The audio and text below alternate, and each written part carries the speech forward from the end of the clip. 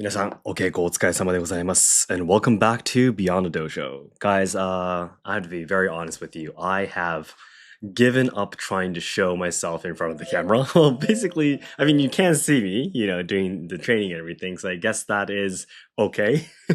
If I tried to, the first few episodes, I had my face on the corner of the screen and everything. If I try to do that, it really limits the timing I can do the recording. Like right now, I actually just did everything in the morning. I was washing the dishes, prepared breakfast, and I took out the trash and all that kind of stuff in the morning chores. And my online Japanese lessons are just about to start. But I asked my wife Harumi to take my two younger kids to daycare and preschool, and I'm staying at home on purpose so I can record this. So like this is the only time that I can do this during the day, for example. So if I try to limit, if I have to like get completely fully dressed and prepare the room and set up a camera and all that kind of stuff, I won't be able to continue doing this at a regular pace. So I've given up doing that. I'm really sorry, but still, I really want to show you my face and be able to talk with you, looking into, the screen and everything. But unfortunately, this is how we'll be doing it because I have so many things I want to share with you guys. And I do want to, always post these podcasts at a regular pace. So this is, unless there's something really special going on, like I'm really hoping to do a lot of collaborations in the future too. But if we're going to be doing that, I'll absolutely be showing up on the screen and everything. But for now, I'll be showing you how the training is held. If you are looking at the screen, you could watch me holding the lessons, and if not, you can just have your earphones on and everything, and you can just listen to what I'm talking about if you have the chance and time. Okay, guys, thank you so much. Now, with that said, first of all, I'm very, very happy to report to you guys that the Kyoto Dojo in-person training now has 7 members. Thank you so much. At the beginning of this year, there were actually already 4 members who were training with us. And from there, now we have 3 more people. I'm very happy that one of the gentlemen is he seems to be a teacher at a university, and one other gentleman is actually my senpai from the izakaya part-time job I was doing when I was in university, in Dosha University, if you remember I was going there. And another gentleman joined us, well, he hasn't officially joined yet, but he has said that he will like to join us already. And he has actually been living in Japan for 18 years now, and he is also an instructor in tea ceremony in a Ryuha style called Enshu-ryu, he said. I have actually never been to an Enshu-ryu tea ceremony before, so I love to participate because now we have, we say in Japanese, a nakama, it's not just friends, team members kind of thing, yeah, almost like, not exactly like family, but in between friends and family is like nakama, team members, I guess we can say. Yeah, we have a tea master now in the group, so I'm very, very excited that the whole community, the in-person training is growing, and I'm really hoping that there are a few other people who might be joining us soon too. I really hope they have a chance to come to the training and join us. The first goal is to have 10 members, so 3 more members to go. That'd be really, really exciting if we can get there. All right, and for the online lessons, of course, the online lesson community is also growing constantly, but we are working very seriously toward the upcoming DOM promotion exam. This year's March DOM promotion exam. We have the DOM promotion exam online 2 times a year, March and September. And this March exam is going to be held in the second week from the 13th to the 16th. Yeah. So the members of my online lessons are training very, very seriously toward the exam right now. There's about a month and a week left before the exam, so we're training toward that very seriously. We're having a lot of fun. And really good news, update, I guess, about the online lessons. I've decided to hold private online lessons too.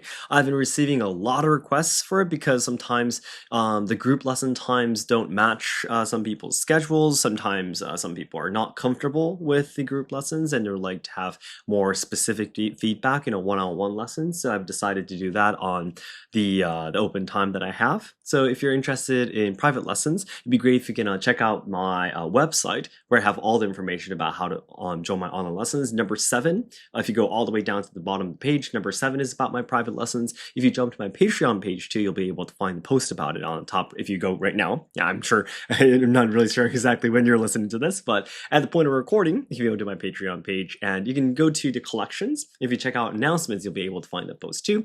And whenever there is someone who joins the private lessons, I'll be announcing that to everyone, and I'll be sharing the information about the private lessons each time. So you can, if you join as a free member, you'll be able to find the information. So it'd be great if you can check it out. Okay. All right. Now, with that said, guys, today's topic is something I think it's very important that me as a Japanese person, training in multiple Japanese traditional culture, I think it's really important for me to say this and to make it very clear. Of course, it's always my personal opinion. Yeah, I'm not trying to represent anything, but at the same time, though, it is from my experience and it is my true feelings. So I think it's really important that I do share this with you guys. And to make a long story short, I guess I need to get right into the answer or the conclusion of the story. But I really do not like, I dislike, what should I say, the ways of presenting Japanese traditional culture as something very amazing. Okay, and something that's super precious and is very, special and unique. And I really don't like these presentations. Now, what I'm trying to say is, there are many communities, many groups in Japan, run by Japanese people too, that present Japanese traditional culture as something magical and amazing, and it came out of a samurai movie, or it came out of a historical novel or something like that. So there are people who are like, I'm sure you've seen these before, like, let's say they are like teaching some sort of art, and they're like spirit, destiny, honor, all that kind of stuff, and they have these words coming out on the screen as they show like beautiful, videos of people training or whatnot, and I really, really do not like those.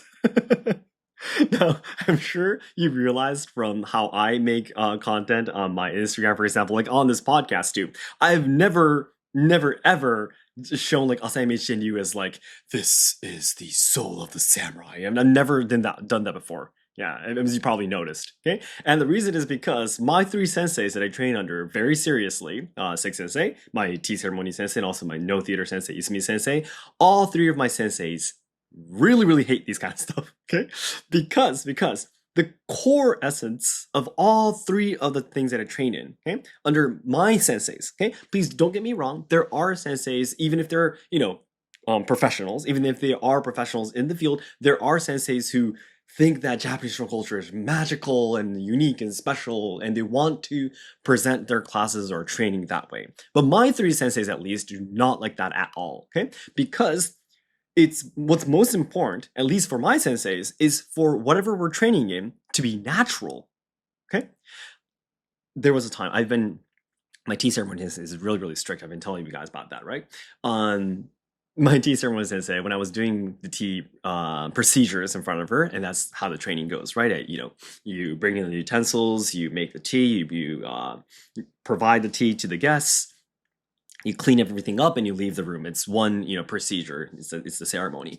And when I was doing it, I tend to get very nervous because, number one, my sensei is very strict. Number two, I don't want to disappoint her, So I get very nervous, and my movements get too tense. And I'm not trying to be tense, obviously, but it seems from her point of view, I need to be a lot more relaxed. Yeah, because the more I look tense and nervous, that's what the guests are gonna feel, and they're not gonna be able to enjoy the atmosphere, right? So I need to be very, very natural. I need to be super relaxed, yeah, and I need to be laid back. So when I sit in Seiza, this was really interesting. When I sit in Seiza, she tells me, hunch your back a little bit. Why is your back so straight? Yeah, you make your back round a little bit more. I'm like, I have to make my back round. That's not something that ever happens in Budo training or no theater training. Okay? If I had my back round in no theater and I was sitting there and singing, I would look very awkward, right? Yeah. But in tea ceremony, at least from my sensei's philosophy, it's really important that you do that because the more you look natural and relaxed, that's what the guests are gonna feel. And the whole point of training tea ceremony is hospitality. What the guests feel, what they feel, and what they enjoy is the main purpose of tea ceremony. So my sensei told me, don't sit like that. Why is your back so straight? Yeah. Why is your kimono so neat? Yeah. Why are you wearing your kimono so perfectly? That's not what we're trying to do here. And I was like, what? That's so interesting. And so that's the thing. My sensei told me, Shogo, don't make your tea like that. You're making tea ceremony something very special.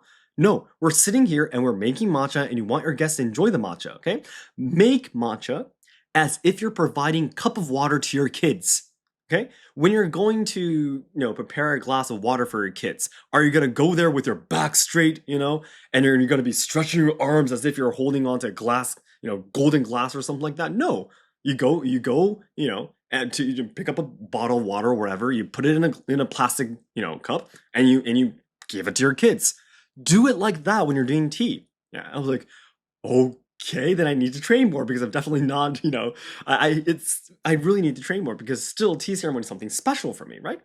And then in Asayama Ichiden-ryu, back to Budo, Asayama Ichiden-ryu 2, Seki Sensei always says, Iai has no color, no scent. Ichiden-ryu trainees, I'm sure you know about this, right? Iai has no color, no scent. Iai wa kamo naku, iro mo naku, kamo naku. Okay? No color, no scent. Okay? And this means that you don't go in front of your opponent and be like very vicious, glaring at them, and then take your time drawing a katana. No, you're walking down the streets as if you're breathing, or as if you're just talking to your friend. You need to be able to draw a katana. That's how natural it needs to be.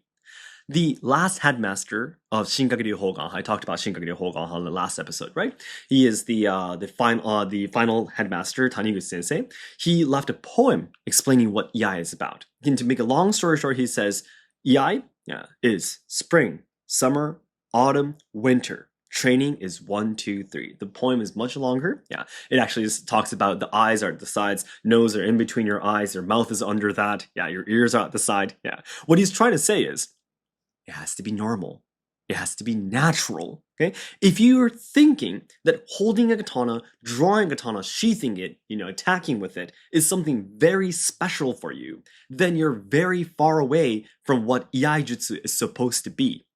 Because remember, guys, iai is a situation where the opponent tries to attack you first and you react to it. Okay? That means you're walking down the streets naturally. You're sitting down in a room naturally, and you suddenly get attacked and you have to be able to react to that and win. Okay? You don't walk down the streets, glaring at everyone, right? You don't have your back completely straight and your chest, puffed up as you walk down the streets, do you? When you sit on the floor or on a chair at home, did you sit that way? No, you would just sit down and lay back and relax, right? Yeah, that's how iai needs to be too. Otherwise, that's not real iai, but that's just acting. So, no theater term, obviously. It's the same story, basically. It has to be very natural. It has to be very normal for you. It has to be a part of you to be able to say that you truly mastered the art. This is very different from a lot of those kind of presentations where they go, this is the soul of the samurai. We are carried down the traditions. No. You're in a small tatami room and you have this whisk and you're making matcha and you have someone drinking it. My sensei is like, that's it. What's so special about this? We're just sitting down and drinking a cup of tea. No, it's the same for Asayama Ichiden-ryu too. Just like the formal headmaster, Osaki Sensei said to Seki Sensei, Seki-san, calm down. We're here in this peaceful modern world, swinging around wooden swords, these steel swords, and we're not actually enemies, and we're here to find what Budo is truly about. There's nothing you have to be so nervous about. There's nothing you have to rush about. Let's enjoy, this journey together, is what he would often tell the Seki Sensei when he gets like, oh, I need to do this correctly. I need to understand what Asayama Ichiden-ryu is. So the formal headmaster will always tell him that, Seki-san, calm down. Look at your tsuka. Tsuka is the hill of the katana, right? Look at your tsuka. It's all warmed up. You're gripping way too strongly. Okay? If you have the nice, loose, soft grip that Ichiden-ryu asks you to do, your tsuka shouldn't be warmed up like that. You're putting too much power in your hands. Your hands are sweating. Yeah. The color of your tsuka, the Bokuto tsuka is changing because of your sweat. No. Calm down. Relax. Okay? Take it easy, is what Seki Sensei always told Seki Sensei. Seki Sensei says. Okay? This is a true Japanese traditional culture that I believe in. Okay? So, I really don't like. I don't. The thing is, because Japanese traditional culture, from my point of view, is of course a lot of fun. It is unique. It is very unique. Of course, it is in a way very different from different forms of culture. But at the same time, though, all of the cultures and anything forms of art around the world are all amazing. They're all amazing. The music, the sports, the dance, the new ones, the old ones, they're all amazing. And the reason why, though, I still do Japanese traditional culture is because among all of those amazing forms of art, and all amazing forms of art is fine. I like Japanese traditional culture. What am I drawn to the most? Japanese traditional culture. And I know that there are people in Japan, outside of Japan, that will be drawn to Japanese traditional culture just like I was drawn to it myself. That's the reason why I want to try to help all of my nakama, my kazoku, my family, my team, not team members, but yeah, in the future, my friends in the future, my Budo brothers in the future, my tea brothers and sisters in the future. I want them to be able to find this form of art, and I want them to be able to enjoy it too. Because regardless of nationality or where you were born and brought up, and all these kind of things, gender and everything, your soul somehow sometimes craves, these different forms of arts. And even if you were born, not in Japan, when you see Asayama Ichiden-ryu, you're like, wow, this is amazing. When you go to a tea ceremony in a tea room and you sit there inside the room, I've never felt this kind of peace before. Yeah. And that's doesn't matter where you're originally from. Yeah. If your heart is drawn to that, then you're drawn to that. So I really don't like the ways of presentation showing as if Japanese traditional culture is like the best thing in the world. No, it's not. It's one of the great things in the world, absolutely, but it's not the best thing. It's not the most precious thing in the world. Yeah, it's one of the great things in the world, and I want the people who will be naturally drawn to these forms of art to be able to enjoy it. That's the reason why I make content. That's the reason why I provide these platforms for people to be able to train in them and be able to enjoy the knowledge and everything, all that kind of stuff. But I will never ever want to say that it is all about the few hundred years of tradition, and it's amazing and it's wonderful, all that kind of stuff. No, no, it's wonderful, but it's not that special. Okay, so I think it's really important that I always have this in mind. Yeah, it is an amazing form of art, but it's nothing special, and it's nothing better than all the amazing forms of art and culture that developed around the world. And I personally would never ever want my should I say dojo members, or if I become an official instructor in the future, my students in Asayama Ichiden-ryu, in tea ceremony, in no theater, to think that they're doing something super noble. Yeah, of course, please be proud of what you do. Yeah, but please don't present or talk about these forms of art as if they're better than other things. Okay, Seki Sensei said once. This will be the last thing before I go and move on to my Japanese online lesson. But Seki Sensei, one of the things that he said that I really, really one of the things that he said that made me admire him even more, respect him even more, is that he said, "Never, never call me a samurai." Okay? That's very different from a lot of people who make content on social media, don't you think? They say that I am the modern samurai, I am the samurai of this era, kind of thing. And my sensei said, no, don't call me a samurai. I'm not a samurai. I'm just a professional in Kobudo. I'm a professional. I'm absolutely a professional in Kobudo, but I'm not a samurai. Okay?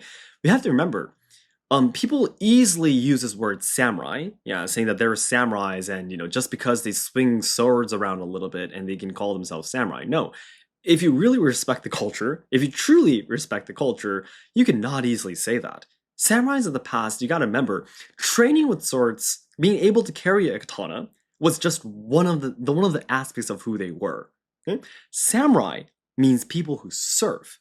Okay, their main purpose wasn't swinging around katanas or being able to carry those swords. Yeah, their main purpose was be able to give their lives to their lords at any time. That's the reason why they were given the privilege to carry katanas and be the highest ranking people in society. Their lives were not theirs. Okay? If their lord told them to die, they had to die. That's the reason why they were given the highest rank in society. That's the reason why people looked up at them and looked up at them and looked up to them. Yeah. And that's the reason why the samurais were given their rank. Okay? People who serve. Okay? Each individual samurai did not exist. Okay? They were a whole for the community, for their clan. They would give their lives to their lords at any time, and because they can do that, they were samurais. Do people now living, in Japan, for example, do they have any lords that they serve? Will they give away their lives for their lords anytime? Will you be able to pick up a tanto and cut your stomach anytime if someone tells you to do that? If you can't, you're not a samurai, which means there are no samurais today. Okay? The best we can do is try to train and learn history, train in the arts that the samurais trained in. Yeah, but we can never be samurai. Okay? This is another way of being much more authentic toward the history and culture, saying that you can never be a samurai. This is one of the reasons why I love Seki Sensei so much and respect him so much. He doesn't have to sugarcoat himself. Does that make sense? He doesn't have to make himself look bigger by giving himself these titles. Let's say I'm samurai, I'm honorable, I carry on such a long tradition, so I'm a great person. No, he's confident about what he does. Okay? He's confident about his skills. He's confident about his experiences. Okay? So that's the reason why he doesn't have to make himself look better or bigger, because he knows that he's actually a professional. Okay? This is one of the reasons why I respect all of my senseis. They don't have to say that Japanese traditional culture is amazing. Yeah. And everyone please, bow to us. I'm an amazing sensei because I'm one of the people who are responsible for carrying this beautiful art on forward to the future. No, they don't have to say that because they're truly confident about what they do, and it's a part of them. It's a part of them already. It's naturally a part of their life, a part of who they are, so they don't have to go around boasting about it. And I believe that is what true, authentic, genuine Japanese traditional culture is supposed to be about, and that's the kind of art that I want to pass down to the future. Okay? Now, I'm really sorry, I'm not too sure if what I'm trying to talk about today actually had a conclusion, or I feel like I went all over the place, to be honest, and I might not be, I'm not really sure if I was actually able to really explain to you what's in my heart right now, in my mind, because of my poor English, but if you were able to kind of understand what I'm trying to explain here, it'd be great if you could let me know what you think in the comments. Go ahead and let me know your thoughts. It'd be great. I think it's really important, as I said in the beginning, as a Japanese person who is training in Japanese traditional culture, talk about these things. Yeah, so it'd be great if you can let me know what your opinions are. Okay? Alright guys, thank you so much. I'm really happy that I was able to post this on time this week. I will be heading over to my Japanese online lessons. Thank you so much guys. I'll see you in the next episode. 皆さん、お疲れ様でした。